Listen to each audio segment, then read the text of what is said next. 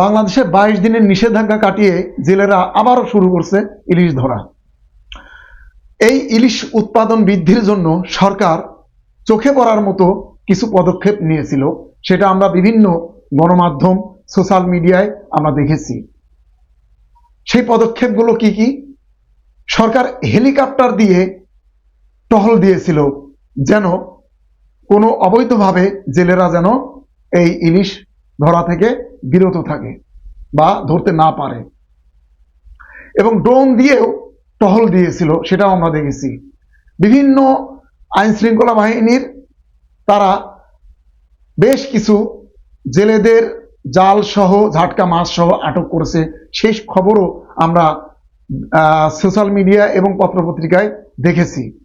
শুধুমাত্র যেন এই ঝাটকা মাছগুলো যেন ধরতে না পারে, মা ইলিশ যেন ধরতে না পারে, একটা উদ্দেশ্যই ছিল যেন বাংলাদেশের জনগণ যেন কম দামে এই ইলিশ খেতে পারে, সেটি ছিল হচ্ছে মূল উদ্দেশ্য। এর মধ্যে রাজনৈতিক দল বিএনপির অঙ্গ সংগঠনের ছাত্র দল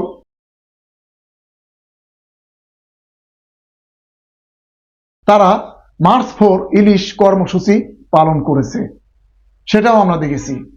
এই যে ড্রোন দিয়ে টহল দেওয়া, হেলিকপ্টার দিয়ে টহল দেওয়া, এগুলো আমি আমার জীবনে কোনোদিনও আমি দেখি নাই। আপনারা দেখছেন কিনা আমি জানি না, তবে যাই হোক, তো পরিস্থিতি বা তাদের যে অবস্থা, সরকারের যে পদক্ষেপ, এতে মনে হচ্ছে যে এইবার মনে হয় বাংলাদেশের জনগণ পানির দরে ইলিশ খেতে পারবে। এখন এই ইলিশ কেমন দাম যাবে সেটি আগামী 2-1 মধ্যেই সেটি স্পষ্ট হবে যে আসলে সেই পদক্ষেপগুলো কতটা কার্যকর ছিল, শুধুমাত্র লোক দেখানো ছিল নাকি আসলেই কার্যকর ছিল।